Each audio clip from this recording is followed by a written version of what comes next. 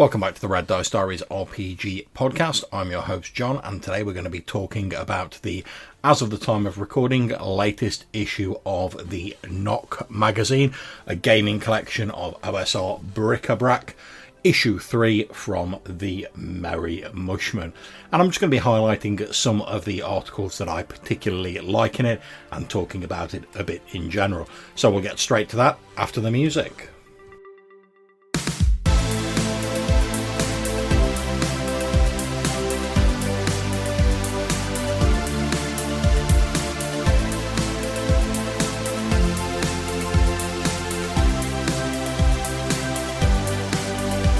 Okay, so for those of you who aren't aware, the Knock magazine, and like I say, I hesitate to call it a zine because it's such a massive supplement. The third edition is about 212 pages, give or take, and there have been 3 issues published to date at the time of the recording. Each of them was kickstarted and is also available from either DriveThruRPG or the Merry Mushmen's website. There'll be links in the description of this episode. And the zine started in the first issue as a curated collection of some of the best of the OSR blogosphere that had been selected by the editors, polished up a little bit, and there were a few sort of original pieces put in there. The amount of original sort of submissions to the zine seemed to have increased with issue 2, and issue 3 for me definitely feels like there are more sort of specifically commissioned pieces in it. And in fact, the editor says that in the introduction, that this is the first issue where there's probably been more content specifically written for the zine rather than collected from the OSR blogosphere. So because it's so massive, I'm not going to have a chance to look at all of the articles in it. I'm just going to pick and choose, as the editors did themselves, some of the articles that I really like in it, and then I'm just going to chat a bit generally about what I think about issue 3 of the Knock zine. So let's get straight into that. As is normally the case for Knock, it has a dust jacket on it, and the dust jacket itself also has some information on it, normally a little adventure or a location. In this case, it's the Valley of the Desert Hounds. Centuries ago, Gezerti the Saviour came to the high sands and freed the country from the Desert Hound, imprisoning him in the cursed ziggurat. Since then, most desert peoples have avoided the valley around the ancient tomb out of respect for those who gave their lives to vanquish the Desert Hound's demonic armies. And in fact, it's a sandbox adventure for levels 1 to 2 characters, and you get location descriptions, random encounter charts, a little map, and pretty much everything you need all in the dust jacket. And I never fail to be impressed by the amount of information that the creators of Knock and the people who write this material get into these little dust jacket things. It's a great thing to see that even the dust jacket itself is getting used to provide information. As is also the case usually, you get a bookmark on thin cardstock with issue 3 that also has some cool information on it. In this case, it's a die drop character backstory generator, and it's based around your charisma. So the idea with this is that you generate the stats for your D&D character as normal, but you stop before rolling the charisma score. You drop 3d6 onto this dice roll chart. The sum of the dice is still your charisma score, but each dice also represents an event that happened sometime in your character's past. The space the dice landed on is the event, and the number gives you a result on a little d6 chart that tells you when it happened, ranging from last week all the way up to it occurred to your ancestors. And the events are things like: was a guest at the hidden palace of a god, voice called out from within a cave, troll ate friend, buried alive, repeatedly visited by owls. And they're quite vague, so there's a lot you could do with this. And although as I've said several times in the past on the podcast, I'm not a fan of massive backstories, I think that this system, which basically gives you like 2 or 3 events that you could run with and just extrapolate as much as you want or as little as you want, is a pretty good way of doing it. Adds a nice random element, and it encourages you just to think about a few key events in your character's backstory rather than write massive voluminous reams of text, which, if you like that sort of thing, fair enough, but not for me. The only thing I will say I found slightly disappointing about issue 3 of Knock is that the first 2 issues both had these very striking sort of faces of like demonic creatures or undead creatures on them. And I like the idea they had like a face foremost and centre, whereas the issue 3 cover art seems to have like the open maw of some sort of creature and a couple of people exploring it. And I don't know, it's just, obviously art's a very personal thing, but for me it just doesn't have the impact of the artwork on the previous 2 issues. But enough of that, let's get into the actual articles themselves. One of the first articles that caught my eye is an article called World Building Grotesque by Rosie Gray, and in it talks about the sort of medieval fantastic and how much the sort of grotesqueness of bodies, illness and stuff like that was incorporated as a matter of fact into this medieval fantastic aesthetic, and how sort of bringing that into your game could lend a sort of air of, I suppose, authenticity to a pseudo medieval campaign. And there's a few examples listed. I thought that was really interesting. It was something I was peripherally aware of but hadn't really considered bringing into my D&D game too much. But I really like how the author explains this in a no-nonsense fashion, and I can see that adding a lot to a game. We get an article from David McGrogan about what happened to the bodies, where basically we just sort of assume generally in D&D that bodies get dealt with in some way, but if you wanted a few more like descriptive ways of how it could be dealt with that would possibly lead into future encounters, there's a series of random tables here that you can roll on for like humanoids, large monsters and stuff like that to see what happened to the body of creatures that have been defeated. There's also an article called I Slit Open the Dragon's Belly, where the author gives us a series of roll tables for what the PCs might find when they slit open the corpse of a large monstrous creature that they have defeated. And these are the 6 tables, each of which has 6 options on them, so you'd be rolling like 2d6 a d6 effectively.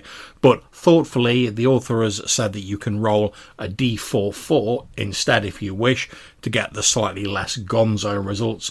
So obviously the sort of more gonzo or fantastic results are at the sort of far end of these tables. And I like the fact that whether you choose to use them or not, gonzo is a matter of preference, but I like the fact that the author has given those who don't want to use that as an option and has thought about where things are placed in the table as a result of that. There's also the by now almost obligatory article about fungi and how they can be featured in OSR games. And it's basically a list of various examples of fungi, some based on real world ones, some obviously more fantastical, and their effects that can be used in OSR games. We have an article called Revisiting the Domain Game by Jack Shear, where he talks about how the scale of the game changes somewhat when you become the masters of domain. But he also says that we should really be focusing on the sort of problems and issues that arise as a result of managing domains rather than the sort of everyday boring mundane stuff that occurs. And I pretty much agree with that, because let's face it, no one really wants to play sort of bean counter the roleplay game. We're much more interested in delving into dungeons and stuff like that. Well, at least I am. But managing a domain, rather than sort of being seen as this strange sort of impediment to role-playing and adventuring, should be used to boost up that feeling of other things can go wrong, other complications can occur. You've now effectively just got your complications and sources of adventure writ large because they're coming from the whole of this domain that you're now in charge of. We get some random tables in there as well for determining like unruly neighbours and such like. And this dovetails neatly with Joseph Manola's article that follows, where it says 7 thoughts on domain level play. And likewise, he gives 7 pieces of advice, which are to keep the focus on problem solving, keep the problems OSR style, make sure the PCs have access to a lot of highly specific assets, 4 what were once threats and our resources, simplify your factions, and he gives some great tips on how to do that. 6, don't overestimate the powers of the state, and 7, just let the PCs enjoy the fruits of their success. This is really great advice, and it's all set out in a nice no-nonsense fashion, so I really appreciate that. We then get a few random thing articles, and a particularly interesting one for me by Eric Newden is a random wilderness in a deck of cards. And it's a simple system to create and populate a wilderness using a deck of poker cards and a d20. The author says they found it useful for prep, but with a little practice they can generate terrain and encounters at the table, arranging the cards as a kind of map. Of course, the generic sort of random encounters listed should be adapted for your setting. And I both like and don't like this approach. And I love it because I can see the whole idea of like laying the cards out as a sort of zone map. I think that's really cool. For me, though, especially if I'm not playing online, I tend not to have access to a pack of playing cards or poker cards, whereas I've got access to dice and stuff like that. And I don't really fancy having to root around for a pack of cards. But if you've got access to that, or if you're doing some prep in between games, I think this is a really cool idea. We get some advice from Warren Denning on what to do now your first level magic user has cast their level 1 spell. And this ranges from simple things like using hirelings, throwing daggers, to like being more thoughtful, using oil flasks, using additional equipment and stuff like that. And I think that's a really interesting article, because quite often people seem to make the assumption that when you're a low-level magic user, you cast that one spell and that's it. That's literally all you can do. And whilst, don't get me wrong, casting magic spells is cool and all, you still have your player ingenuity and your nous to enable your mage to do other things, despite the fact that, yeah, okay, you've not got that many hit points, but as the author of this article points out, if you've got like 6 hirelings stood in front of you with like shields and polearms, suddenly your life gets an awful lot safer. The next article I want to highlight is by Matt Strom, and in the similar manner to the Knight Errant generator in the previous issue, this is a Fairy Knight generator. However, Fairy Knights are the inverse of Knights Errant. They're grotesque heraldry, making a mockery of the practice of the more noble human knights, and instead of pursuing a quest of their own, they impose a geas on unwary travellers. And again, this is a random sort of generator where you can determine the heraldry of the Fey Knight, what their characteristics are, what their steed is like, and that can range from like a giant earthworm to a bone chariot to a rhinoceros and all manner of crazy things. Their name, the geas they can impose on people, and the quirks that they have. So like never answering questions directly or taking great offence if others do, to being refusing to speak any language but their own, or being a fickle manipulator who can twist others' wills to match their own sordid ends. The next article I really enjoyed reading was an article by Eric Brimston called What Are My Rations? And this is basically a series of short D6 tables which you can roll on to determine what's on offer when you buy a day's ration from a settlement. And this is a very simple set of tables, but it gives an additional bit of texture and depth and dimension to something we otherwise don't consider. We just pay the gold pieces, we go, all right, I've got 3 days worth of rations, let's go. Whereas with this, you can roll a dice and be like, oh, I've got an aged blue cheese and thick crackers, or I've got pickled radishes in wax paper. And it has no difference really mechanically, but it just adds that little bit of extra detail and, if you'll forgive the pun, flavour. And I love things like that can just add a little bit extra to your setting. As is the usual, in Nock we get some lovely maps that you can take and drop into your games.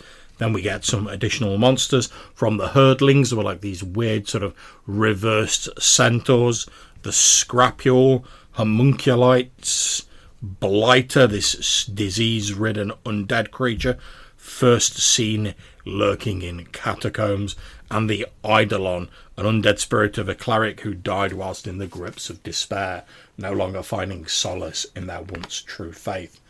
The Birch Maiden, a distant cousin of Dryads. Finally, the Tenacious Helmet, which is a haunted piece of headgear. We then get some OD&D style race as classes. We get the Lost Droid, again mixing sci-fi and fantasy, so how much mileage you get out of that will depend on how much you like that in your game, but it's been happening since forever, so I don't really have a problem with it. That's a 9th level class. We get the Rat Catcher, which I love because I'm a big fan of Warhammer Fantasy role-playing, that pathetic aesthetic that was discussed in Nock issue 2, so I love that. The Blemire, which is modelled, I believe, on the strange sort of medieval folklore of a humanoid species who didn't have a head, but they had their facial features set in their chest. That's pretty interesting. We get the Laser Mage, which I've got to admit I'm not really particularly keen. It's basically saying, oh, you know how some people call illusionists wizards, but more useless. Well, illusions are just light, which has been bent and sculpted by a magic user's will. This is a mage that can focus that to create lasers. Doesn't really work particularly for me, but you know, if you like it, great. The Space Vampire, based on Vampirella. Again, I have a hard time seeing how I'd fit that into a game of my running, but you know, it might work for you. The Chenot, which is a species of plant-like creatures. And then we get like a really nice sort of like random little bit at the end of this, a little sort of like filler article by Nate Treem, where he's talking about a fun way to practice drawing. Start with the basic shape and then add details until it's a character or something. And there's some little cartoon examples there. And that, I've got to admit, although I'm not really a big fan of stuff like that, it brought a chuckle and a little smile to my face. So I really enjoyed that. And then we get a few sort of mini adventures and encounter tables after that, which obviously is a bit of a mixed bag, but that's absolutely fine. And then we round off with a few more random tables before the end of the issue. So what did I think of Knock issue 3? Well, as I've said earlier, it definitely seemed to me like there were more articles that were purposefully written for Knock in this issue, rather than it being purely stuff that's been gathered from around the OSR blogosphere. And I've got to say, I don't mean to be overly critical, but I've got to admit I wasn't as sold on issue 3 as I was on issues 1 and 2. That's not to say it's bad by any means. Far from it. I think there's a great deal of value in it.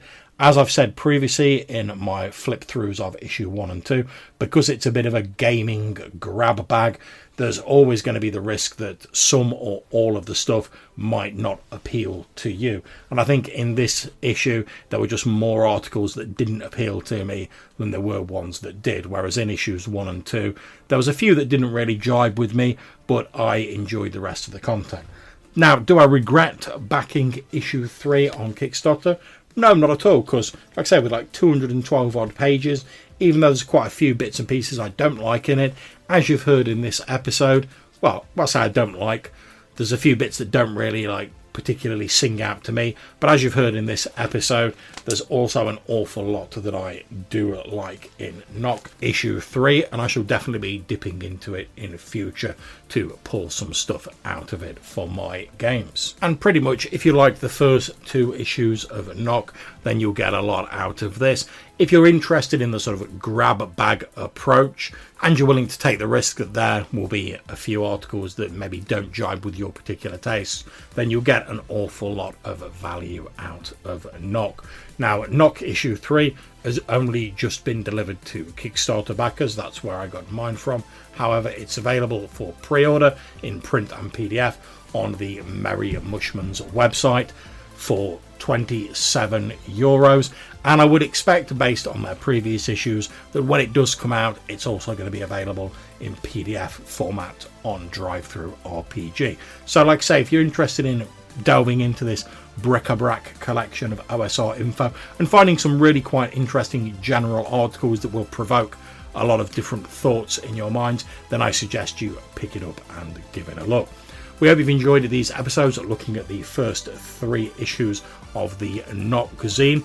If you'd like to tell us anything about them, what you think about Knock in general, what you think about our coverage about it, love it or hate it, then you can get in touch with us a number of different ways. You can leave us a voicemail message on SpeakPipe or Anchor using the links in the description of this episode, or you can send us an email to rddrpgpodcast@gmail.com. So until we see you again, take care, stay safe, and whatever you're playing, have fun.